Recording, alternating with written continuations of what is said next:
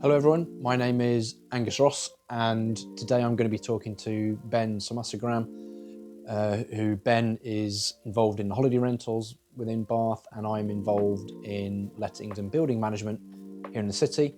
And predominantly I'm going to be grilled by Ben on my experiences as a teacher, as an investor whilst teaching, and he's going to try to bring that out of me in this conversation. Hopefully I survive and hopefully you'll learn a little bit about my background, and hopefully that will encourage you to come back and listen some more to myself and Ben. So I hope you enjoy it and I hope to see you soon in the future.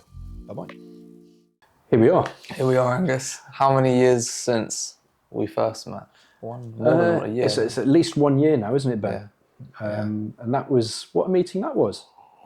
That was... I've told that story on all Have the you told the story already? On all the podcasts. Okay, well, we'll skip the introduction bit then. No, but I've spoken highly of that whole encounter, about how it went. I remember I thought you were a portfolio landlord. That's right, yeah. And I just poured my heart out because I thought, well, he's never going to reply. Yeah. And then he messaged me the next day, I'm with the landlord, do you want to get a coffee? Yeah. And he came in your cycle gear. I cycled in, yeah, that's right. Yeah. I mean, I've learned to always try to reply to people if I can, because you just don't know what will happen when you respond. It's very easy, particularly with people who you don't know, to just press delete. Yeah. But you just don't know where that encounter will take you. So I just felt you needed a chance. And here we are. And I'll say as well, with complaints especially, the worst thing you can do, as you've probably experienced, is always leaving it. Ignoring. Yeah. And then that person is not going, eventually they're not going to be talking to you. They'll be talking to who knows what, newspapers, Correct. Sunday Times, and then everyone knows. Correct. So it's better to always just take on board all that feedback. I've had some issues with guests. I mean, you probably had some things with tenants. Sometimes. Sometimes. Yeah. Okay. I mean, that's another conversation probably. Okay. So if we perhaps start, let's discuss, how did we meet, Angus? What was your side of the story? Just to put everything into context, what Ben was talking about, I'm a letting agent, but what I try to do is I try to keep my costs down. So by doing that, I try to stay away from the mainstream advertising portals such as Zoopla, Rightmove, and those type on the market, mainly because it costs money. You've got to pay a monthly fee. Yeah. So I use other avenues, and one of those avenues is a website.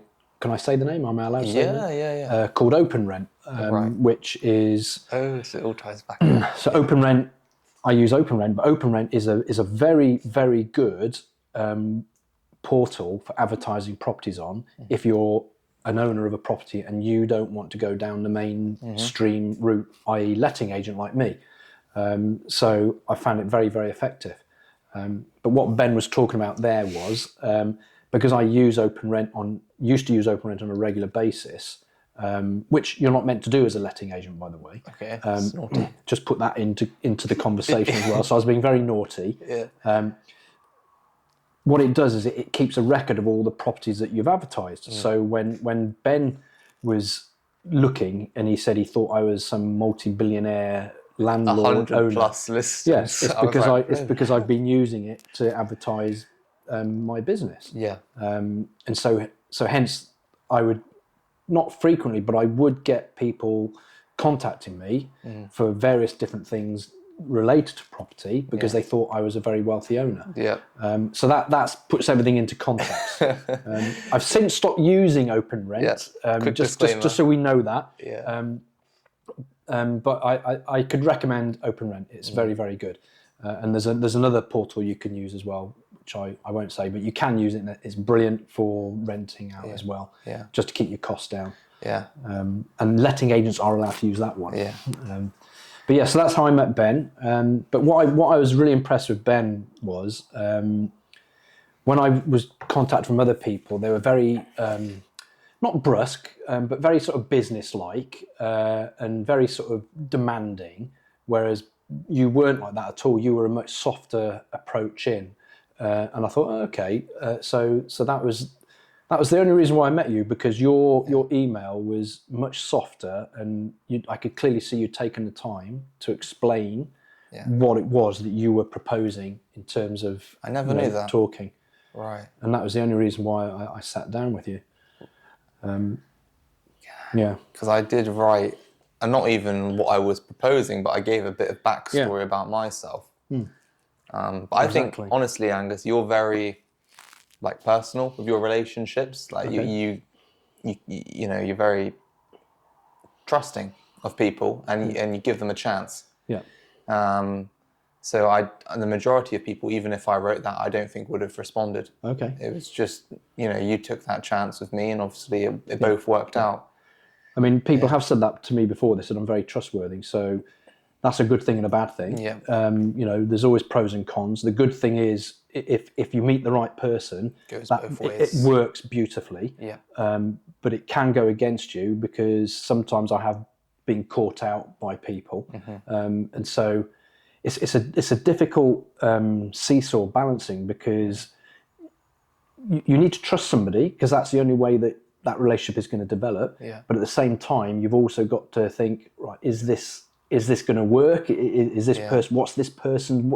It's sad, really. Exactly. Yeah. What's this person? What's their real intent here? Yeah. And it's sad that has happened. And I think possibly that's with all the stuff that goes on the internet now. People calling up and trying to scam you. It's very transactional. Yes. And so, okay, but yeah. Anyway. Well, just out of interest, because I've got to know you now for over a year, and one thing I love about you is you're exactly as you appear. There's no ill intentions. What you show is what you get. Yeah. With you, like I love that. It's just very honest. Where would you say that came from? Have you always been like that in business, even though you've had obviously bad experiences with trusting people and then taking advantage of it? Yeah.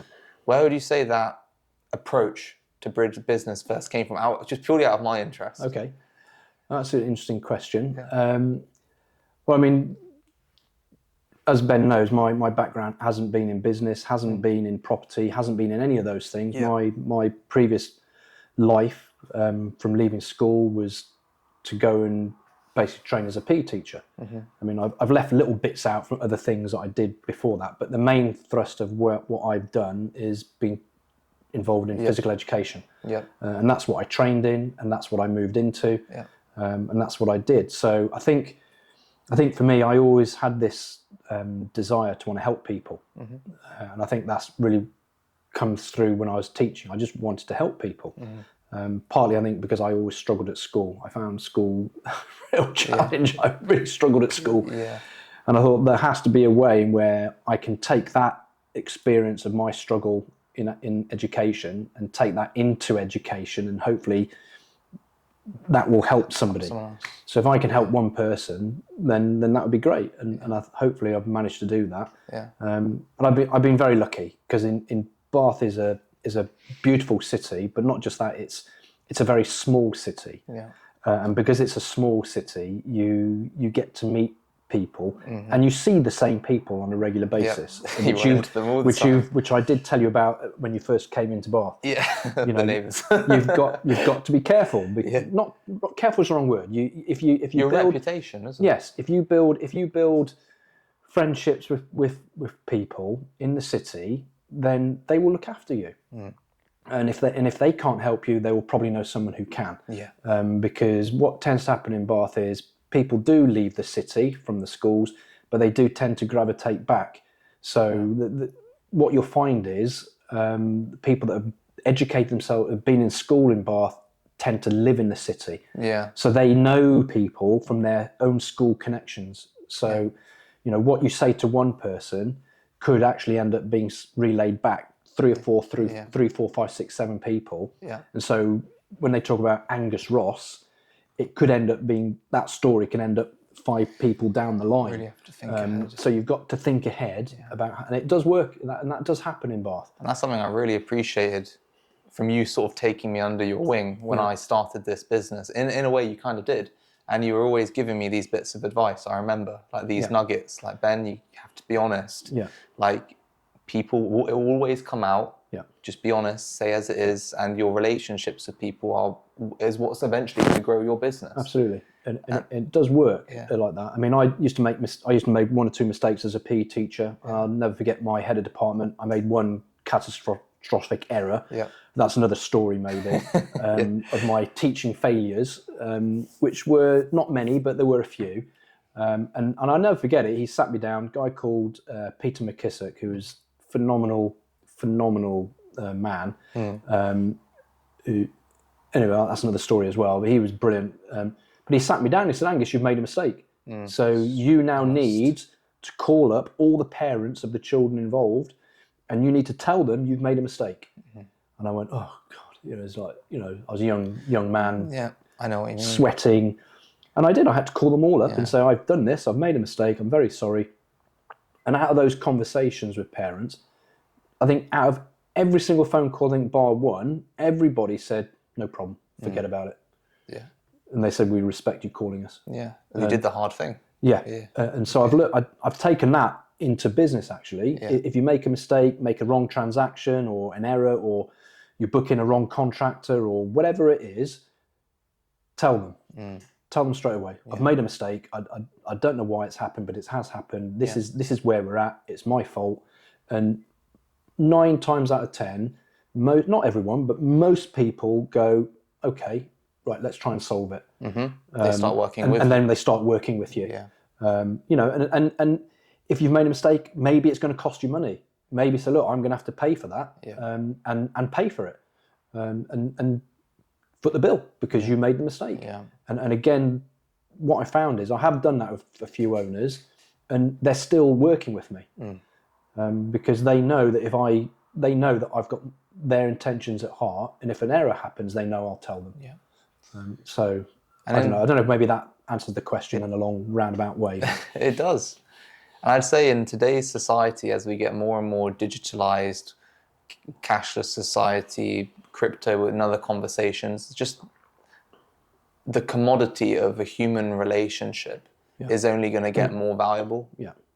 So I think your type of business where you're really focusing on relationships, your team of contractors who work with you have been since you started the business, right? That says something in itself. Yeah, long time.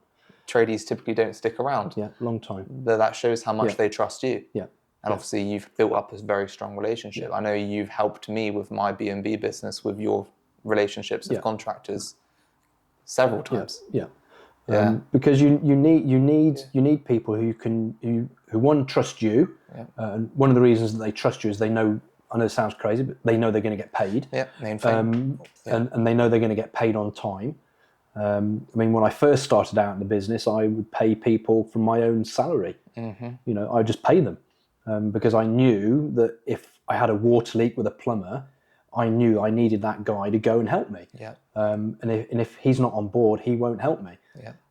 So that's obviously changed over time. But because they trust me, they know they're going to get paid on the next cycle. But that takes time to develop. It does. And just for the viewers, I'll say with one experience you had with, I won't name names, but your electrician, I learned a very valuable lesson from that. And you were honest with me about where I went wrong. And that initial encounter, I broke the trust with one of your contacts. And he still continued to help me because you asked him, because he trusts you so much. But it was a very valuable lesson for me to know that even if there's been a disagreement, you have to be forward thinking. Because at the time, it was my first premise. I didn't have any others. And I didn't think I need an electrician much. But you do. You do. And not only that, it's also impacting your business. Like you have to think about the greater effects of your actions, especially if someone's referred someone to you, you're then putting that other person's reputation on the line. And you have to deliver. So there you go. PE teacher into property. How does that come about? But it shows like just being in a relationship focused business model in anything you do is always going to work, especially in Bath. Everyone knows everyone. So it's actually your word of mouth is compounding positively for you all the time. Yeah. And just following on from that, as a teacher, it's quite interesting. I'm now using contractors who I used to teach. Small world. Yeah. So, or also I was involved in hockey for a long time. Yep. So I'm using contractors who I used to play hockey with. Like only the other day, I was talking to an architect who I used to play hockey with. Yeah. So, sport is a bridge as well. In my experience anyway. I'm not saying if you're not into sport that can't be the case, but in my case it has helped me build bridges with people from all walks of life. The landlord of the first premise that you gave me was a rugby player, wasn't he? Correct. Yeah. Correct.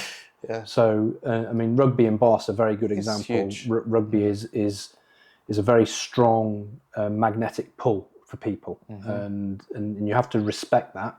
Because it will help you and it will go against you as well. And rugby players are a very tight, niche community, and they, with a passion, they will support each other passionately, and you have to respect that. But that aspect of trust, like that, I feel was what's missing from the majority of letting companies, because their sole objective, as you know, is to get more clients, more numbers, and then everything just, as a byproduct, becomes transactional. Correct. And that was the point I was going to make. Element. It just gets squeezed. That was the point I was going to make. There's one or two owners we've picked up recently is because they didn't want to work with Andrews purely because the personnel kept changing. Yeah, it wasn't. So, one day it was Jane Bloggs, and then 4 months later it was Jenny Janes or whoever it was. But that person doesn't know the building. Yeah. They don't even know the house. Yeah, they're just there for a salary. Well, exactly. Start at 9, finish at 5, or whatever the number is. Yeah, they don't I'm not care. saying that's bad. I'm not saying they don't care. But because I think maybe they do, but they don't know the building as well. Yeah. And maybe if they stuck around, they would get to know the building, and maybe that would then make them far more efficient in terms of dealing with whatever happens.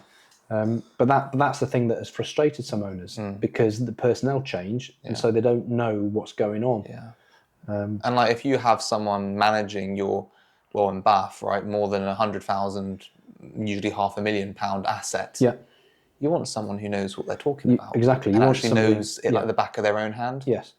Yeah. Because it's their mostly pension. It's their retirement. It is their retirement. Your retirement. management. Yeah. It is their retirement. It's their whole children's futures. It is their retirement. Yeah. And I think that possibly helps because we own 2 properties. We've got a flat and we've got a house in Bath as well. Yeah. There's a connection there, isn't there? Yeah. I mean, I remember when I first went in to get a mortgage in Lloyd's Bank years ago, and I said, well, where do you live? And he went, I live at home. And I said, so have you got a mortgage? And he went, no. And I said, well, how can you give me advice if you don't have a mortgage? Yeah.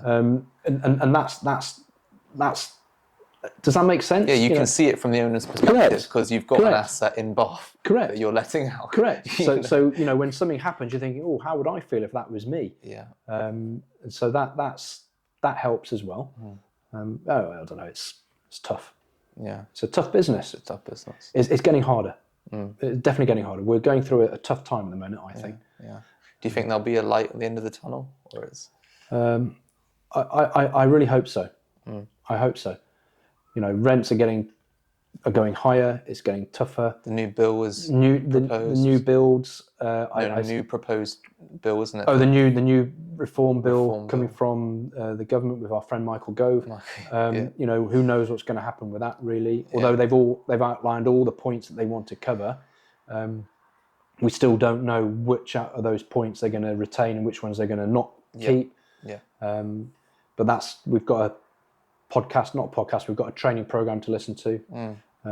So we also do CPD as well. We also continue to do stuff. So Andrew's reading his stuff on Good Lord, and I do mine on Good Lord. That's how it should be, because at the end of the day, you're not only managing their asset, you're also, as a result, an advisor, aren't you? Yeah. And you need to stay up to date on what's going on in the world. Yeah. You're always telling me new things. But it's hard because, it might be easy for you, it might be for Andrew, but retaining all that information is very difficult. And trying to bring out the bits that you need to bring out when you need to bring them out is hard. And it's very specialist to Bath as well. You can't have like a big letting agency, that you're just not going to get that personal, not only understanding of the building, but understanding of Bath's market. Yeah. So with your current, obviously understanding of your business now and how you've grown it.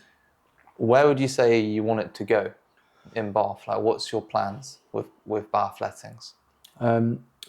Well, I mean, it's interesting because I've been working for myself now for 10 years. Yeah, for a decade. And in those 10 years, I've sort of evolved. I've started to use different systems that help me massively. And we're now working with my son this year. And again, I've recognised that has enabled me to do other things so that I can actually allow Andrew to do other things within the business. Yeah. And that has been a real eye-opener for me and has taken a lot of pressure off me. Yeah. And I guess we're probably at the point now this year through Andrew's work where we can probably think about starting to expand and do things. Yeah. So just little things, looking to redesign a website. Andrew's looking at doing advertising with those boards now that you see outside houses, billboards. Stuff, so we're looking into that. Whereas before I wasn't advertising in the city at all. You were just purely based on word of mouth. Purely word of mouth. So reputation. Exactly. Yeah. Purely on reputation. So a lot of the owners that started with me 10 years ago are still with me. Yeah, as your contractors. Same with the contractors. Yeah. Now, obviously, that isn't always the case because people's lives change. As sometimes people get older, and quite rightly, they want to change the way that their investment is going. Yep. And I think the sort of the dip in the economy, particularly in the last few years, has definitely made people rethink their priorities. So we have lost one or two properties through older owners, quite rightly, selling their investment and taking that money and hopefully going off and enjoying themselves somewhere in the world. Absolutely. So I've recognised that eventually will happen more and more. Yeah. So we have to be more open-minded and more forward-thinking as to how can we generate more business. Yeah. And I think that's where Andrew comes in because he's of that age where he understands technology and embraces it and isn't scared of it. Whereas for me, it's something I don't really understand. I understand that it works, but I don't understand how it works. If that makes sense. Yeah. So that's probably the new challenge that we're on now. We're on the how do we develop, how do we grow, how do we get more owners, how do we look after them, we're looking at new software now to hopefully make us even more efficient. So to answer your question, we are now at the stage where we're looking to grow and expand, and we're taking on new challenges for us as to how we can move into the city to do that. Yeah, because I'd say with Andrew, your son, like your family-run business, it's been ticking away like for over a decade, just purely off word of mouth, which is what I found fascinating. Because obviously, I do marketing in my business, and I thought, with your reputation, if you just invested some, as you're doing now, into the marketing aspect of things, you've already got the product sorted because you spent a decade perfecting it and how you manage people, getting in tenants, managing landlords' relationships. So I just think you're definitely on the right path. I hope so. Yeah. Andrew will put me right, no doubt. Yeah. And you said before with a fear is Andrew's now allowed you to see it's not that bad if you have someone to trust, but delegating. Correct. And letting go of some responsibilities to people who you can teach. Yeah. And I think also what I've also noticed is that he's actually a self-starter. So what that means is he won't just come and go, oh, what do I do now? He's actually already gone and done it. And I like that. So I'd rather he just continue to on that vein. Actually, I'm just gonna have a go. I'm gonna do it. And that's how you learn in life as well, isn't it? You go out and you try it and you see where you go. And if it works, great. If it doesn't, okay. At least you learned something. That's a conversation. Where did we go wrong? Can we re-look at what we're doing or whatever it is? So that's good. I like that. And with Bath, like I've been here. 10% of the time you've been here? Obviously, you're born and raised here. Now you have a business here. Wasn't born here. Wasn't born here. But I was born in the Midlands. Okay. So that's where I was. But you came here for the job. Came here to teach. Okay. And you've been here ever since. Yeah. So, with your experience, where would you say Bath is on trajectory to from a rental perspective, from the idea of a buyer, but also for people looking for houses, what's your feel of the market right now? Because you've had some very interesting conversations with me behind closed doors. I'm still on the fence at the moment. I really don't know which way it's going to go. Because rents have been going up and up and up and up. Tell me about it. and I just think we have to be careful, because if they keep going up, there comes a point where people just cannot afford to pay those rents. And you have to handle these relationships, don't you? Correct. You're the one asking for the money. Correct. And I think the other factor within the rental market is the changing shift in utility bills. Utility bills have played a massive part in that, and that has created not conflict or it's definitely caused a resistance, because if you're now paying X amount for a certain property, you're always thinking about what is the electricity going to cost me, what's the gas going to cost me, and it's varying so much. You can't factor your costs. And obviously then on the other side of the fence you've got the owner, and if they're an older owner, then obviously I don't know the ins and outs of their finances, but if they've owned the property for a long period of time, then their mortgage payment, if they've been sensible, isn't that high. So they can manage that shift in the sand. But if you've got a younger buyer, the more investor, the mortgage is much, much higher, and so that changes their decision making. So the older buyer, so the older owner has got probably greater flexibility. Whereas the younger investor is, well, the rent has to be this, because if it's not this, then it's not financially viable for me. And I think that's where we're at. We have to be. I say to people now, you've got to be careful, because if you keep pushing your rents high, there's going to come a point when it's going to come down. Yeah, they're just going to stop. Yes, it's going to come down. And then you get into the whole legal aspect of things, which is another. Well, it's not really the legal, but it's mainly, if you've worked your numbers out and your number is whatever it is this, and then but suddenly the rent has suddenly changed and it drops, then suddenly all your numbers don't make any sense. And that's, I think people have to be careful of that, and not put pressure on people. And then let's just turn the flip on, because we're in Bath and it's a small city and people want to come and live here. There's an additional attraction, and we've also got the University of Bath, which influences the market massively. You've got probably 16,000 students that come to the city every year, and I don't know the numbers, but whatever the number is, those first year students at some point have to leave the halls of residence and move into the city.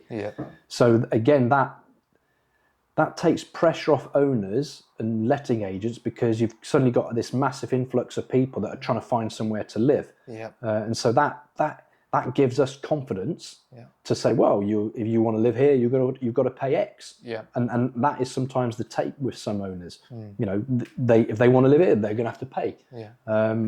Which is a nice position to be in, but at the same time, you've got to be careful, because if you put too much pressure on them, then it changes. And by that I mean is young people now are becoming more savvy. So if you're now charging somebody, I don't know, say £700 for a room, well, if you were charging them 550, they're not so picky on things. So they don't go, oh well, why isn't that radiator working? Why is that wallpaper peeling? My money's worth. Yes, but if you're paying £700, what you find is young people are a lot more savvy. Mainly from their parents, I don't know, but they're a lot more streetwise now, and they're going, hang on, that needs fixing. What's wrong with this? Why is that? What's that? So suddenly the owner previously may not have had to fix some of those things, but now it's like, oh, I better fix it, because it's been raised, and so that adds to your costs. And if you're being squeezed on your numbers, that can make a difference as well. Wow. Somebody on a positive, they might say, well, that means the property's staying in good condition, which it is. But then who's paying for it? Always the owner's paying for it. So it's a very, very interesting balance. Yeah, I've never thought about it from that perspective. Yeah, and there's all sorts of things going on now. You've got the EPCs now. The government trying to bring in EPCs. What's EPCs? Energy performance certificates. Yeah. You're in Bath, old buildings, and particularly with student properties, you've got a turnover of people who use the house in different ways. So if they don't look after the property, you get problems of damp and mould. Always. And then the following year, you can get someone who knows how to look after the property. And so a room that was damp and mouldy one year, the next year has no damp and mould, purely because someone knows how to use it. Yeah. And these are other factors that an owner has to take into account as well. And with your lettings, like, for example, because you mentioned this with students, what was it? They're not only cooking more because they cook in separate times, but drying their wet clothes in the bedrooms, which will increase the damp. Yeah. So how do you manage that with students particularly? It's very difficult. I mean, Andrew and me were at one house where we've got 6 students, and basically there was mould everywhere. Right. In a house that had never had mould ever. Yeah. And it's purely down to, I'm convinced, down to the fact that utility bills are going up. Yeah. So they don't turn the heating on. Right. They're trying to dry their clothes. That quite a few of them are sports people. So they wash their clothes. They put their clothes on radiators or on the dryers. Yeah. So you've got a vast amount of water in the air. They don't open the windows because any heating that they do turn on, they don't want escaping out the window. Yeah. So you've basically got a sealed box with water of sweaty down students. As simple as that. And then, and as you said, they come in at different times because they're on different courses. So they cook at different times. So you don't have one pot of peas or whatever it is bubbling away. You have a pot of peas bubbling away at different times in the day. So again, you've got more water in the atmosphere.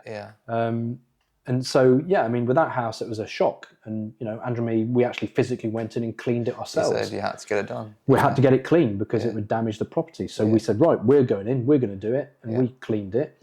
And we said to the guys, look, you've got to look after this property. And explained it. Even though we've explained it before, you've got to keep educating. Continuously. Yeah. What would you say, because we've talking about this topic, has been the biggest repeated issues with lettings in Bath, particularly probably mostly students you get, but what's been the recurring issues you face, and how have you managed to work with them and overcome them potentially? Crikey. Repeated things that happen in lettings now. Or with your tenants, is there any common themes of problems that occur in the buildings you manage? I would say the occurring themes now are, without a shadow of a doubt, management of the property in terms of damp and mould in old buildings, and trying to educate, not is educate the right word, maybe it is, or inform people how to live in that particular building. But that's compounded by the fact that bills have gone up. So with houses and flats that never had any issues at all, ever, suddenly you're getting issues. And there has to be a reason for that. There's no other explanation. You could be looking after a flat for 10 years that has never had any mould or damp, and then suddenly you're getting mould and damp. Why? It's got to be down to how that flat or house is being lived in. It has to be. Because nothing's changed. The building hasn't changed. And you've managed it for I've managed it for 10 years. Nothing has changed other than the person, obviously because you're renting it out. So then that means, does that mean that it's because the person that's living there doesn't know what to do, or have the way that people are living is changing? And I think the way people are living are changing.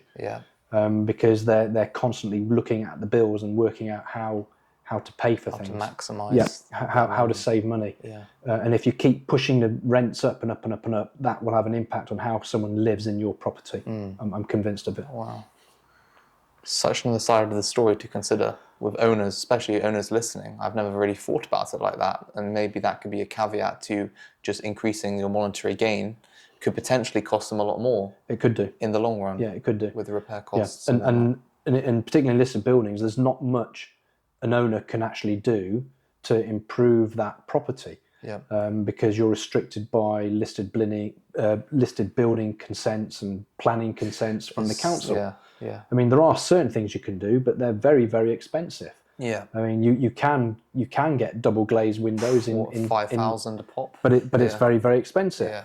So you're then into this cycle of a bit like the heat pumps. A heat pump is whatever it is, £30,000 compared to a gas boiler that's £3,000. So where are you going to get your return from that? Well, you're going to have to live or own that property for a long period of time to get your money back. Yeah. So most owners, are they going to spend however many pounds on a really efficient double glazed window, for example, or are they going to just repair it? Yeah. Well, most owners just repair it. Yeah. But that has an impact on the tenant, which has an impact on how that tenant lives, so many knock-on effects. Which has an impact on how they manage their flat or their property. Yeah.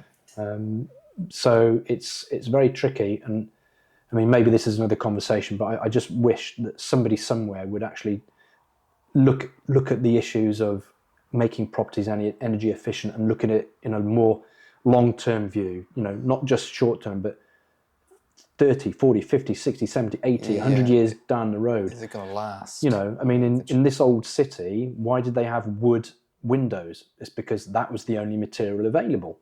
Now we're in an era where we have different materials and our understanding technology is different.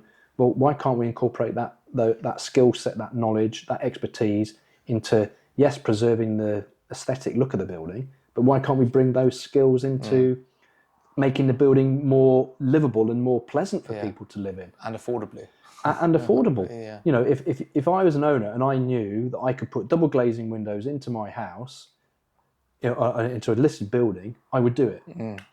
Drop of a hat. It's a no-brainer. Why would I not? Why would I not have my flat more environmentally friendly, more warmer for the tenant? If my tenant is warm, they're happy. If they're happy, they're going to stay longer and they're going to look after the property. Yeah, and the house is warm. And the house is warm. And so it's, to me, it's like, oh, of course, that's what I will do. Yeah. Okay, it might cost me another £1,000, but long term, it makes sense. Yeah. So I don't really understand why listed building and all these people and the powers to be can't actually take that viewpoint. If you look at the car industry, they're writing off old cars now. They don't go to you if you've got an old diesel car. They don't go to you, oh, by the way, that was made in 1970. You've got to now preserve it and look after it to keep it on the road. Do they? No. They scrap it. Why do they scrap it? Because it's bad for the environment. Old and inefficient. So they keep pushing the electric car onto people. Why? Because that's meant to be good for the environment. They don't talk about how the car was made or where all the stuff was coming from. But that's another conversation. But they're very strong on pushing that environmentally friendly product. Just agenda, So I don't understand why they can't do the same. Bearing in mind, where do we spend most of our time in the house? So I don't understand why they can't actually work within that. I don't. Maybe I'm missing something. No, I think you're onto something, because it's a unique situation in Bath. Like, if you blanket sweep the EPC agenda across the UK, most houses aren't in a World Heritage site, aren't listed building, World Heritage, everything problem area, right? So Bath has been somewhat of an exception to this improved EPC to grade C rule, because basically the entirety of Bath is listed buildings. Correct. And that rule doesn't apply to listed buildings. But then you get into the problem of, well, I can't improve, as you just said, I can't improve the building from an EPC perspective, so my tenants are having, as you said, to pay more and more energy bills, and then it's causing more tensions in all areas to repair the property for the owner, and also for tenants' cost of living. I mean, I think just to on a caveat on that, you can improve the property, but it's very expensive. Yeah, it's ridiculous. So if you live in the house, you're probably more inclined to make those subtle changes because you live there. Because it's benefiting you, because you don't want to be cold. So you might take long-term view. Well, okay, these windows, it's going to be very expensive, but I will do it because I live here, because I want to be comfortable. But if I don't live in the house, I'm not experiencing it. And all I see is the number on a bit of paper. So I go, oh, well, I'm not going to do that. But that has an impact on the tenant. So things can be done, but it's because it's the investor that has to pay the money, and they think, well, that could take me 10 years to get my money back. So I'm not going to do it. And they don't see all the unknown costs of not doing it, do they? As you've experienced managing a decade's worth of buildings. Correct. Yeah. You know, and I mean, we've been having this. I'm just going off piece slightly. We talked about costs. I mean, I also manage buildings as well. And at the moment, insurance on these buildings is just going up astronomically. Yeah. I had a conversation with one of the directors of the insurance company that I work with this morning, and he was saying exactly the same thing. It's counterproductive, because if you keep increasing the insurance on a building, well, okay, on the off chance that you might need that insurance company to help you if there's a problem, but the problem is, if you keep taking money away from people to pay for insurance, there's no money left for them to maintain the building. To improve the building. So it's this. You're in this cycle, but your cycle's going down. Yeah. You know, I mean, most owners that, in fact, nearly all owners that I work with, recognise they need to put money aside in order to look after the building. They recognise that, and nearly all of them want to put money aside. Yeah. But how can you put money aside if you keep putting insurance costs up? Yeah. Because it doesn't make sense. And that's the conversation that we're having right now with nearly all our building owners, in that the insurance is going up. And that is not good for these buildings. It is not good, because it means they can't carry out repairs. Yeah. The insurance is already ridiculous, because these are all grade 2, grade 1 listed buildings. Insurance is very, very high. Yeah. And I understand why insurance companies do what they do, because their interest rates, risk. I get that, but it's just the scales don't balance up, if that makes sense. Yeah. And then to make it even worse, sometimes when you do go to the insurance company for help, they refuse to help you, because the situation. I know everything is case in isolation. I get that. Yeah. But sometimes you need help. And they won't help you because it's not on their policy, or computer says no, or the computer says no, or it wasn't weather permitted, or you can't prove when it happened, and it's like, well, the building was built in 1750. You know, there's bound to be a problem with this building. It's 250 years old. It's inevitable. It's inevitable that that wooden beam that you put in is going to fail at some point. Yeah. It just so happens it's failed now. Yeah. And they say, oh well, that's a maintenance issue, and it's like, well, yeah, it is, but I'm paying all this money for you to help me when it actually happens. Yeah. So I don't know. I'm at a loss with it at the moment. You were telling me when I got my B&Bs, like, you have to anticipate the worst case scenarios. But obviously insurance is getting very, very pricey. But it's like you're saying, everything has to be logged in case if there was a claim, and just be ready for that worst case scenario. You said it always happens that on a Saturday night at 10 o'clock, always. your tenant calls you. Always happens. Yeah. What happened Christmas Eve? Yeah, for me, Christmas Eve. Boiler stopped working. 7, 8 o'clock at night, Christmas Eve, your boiler stopped working. Yeah, it's inevitable. It's inevitable. Yeah. I mean, Christmas time is my worst time, because whenever my phone rings, I go, oh, here we go. There's a leak. There's something. Yeah. And you just know that your go-to contractor has either had a few too many drinks, or is out the country on holiday, or is with his family, and so suddenly it's much, much harder for that particular situation that would normally during the year be very easy to solve, but now it becomes much, much harder. And that's where it comes into, like you said at the start, having those relationships. Yeah. Because they won't want to, but they may help you. Correct. Because you've spent 10 years building that relationship. Correct. Yeah. So what happened with me? The plumber came out and helped you. He came, what was it, on Christmas Eve? Yeah, came out and helped you. On the same day. Yeah, in the evening at night. And, that was a very lucky, we got away with that because he was able to fix it. Because the other thing that people forget is that he or she might not be able to fix it. Yeah. And so you might need a part. Well, surprise, surprise, all the places that you get the parts from are shut. Yeah. And might be shut for a week. And trying to explain that to people is very difficult, because what you find is, particularly in this day and age, the email and the text message is how people communicate. Yeah. So what they do is they go, my boiler's not working, send. Right, I've done my job. takes me 3 seconds to tell me there's a problem. Yeah. But for me, that is actually not a 3-second job. Yeah. It can be a much more complicated process. You taught me this, didn't you? Yeah. You said, Ben, send me a video, what's actually wrong, and then you forward it to your team. Yeah. And we're in this day of age where everyone who's got an issue just sends a message, takes them 3 seconds, send. Right, I've done my job. It's now your problem. Yeah. And it's like, well, hang on. I'm not psychic. I can't fix it. So technology is good, and it has its issues as well. I mean, the new system that Andrew and me are looking at is now, I think, will really help us in terms of the technology we're going to tap into. Yeah. But we'll see. Yeah. Angus, I think we are running short on time. Okay. But for the viewers at home, do you want to say a little bit more about your business, where they can find you, and reach out to you if potentially they need some building management, or obviously looking. Yeah. So I'm Angus Ross. I'm Managing Director of Bath Lettings Limited, and you can find me on www.bathlettings.co.uk. That's where .com, and that's where I am. So you can find all the details on the website. You can find me there. So hopefully you've enjoyed this brief conversation, and hopefully you'll see us again. Thank you for your time, Angus. Thanks, Ben. Thanks for talking to me.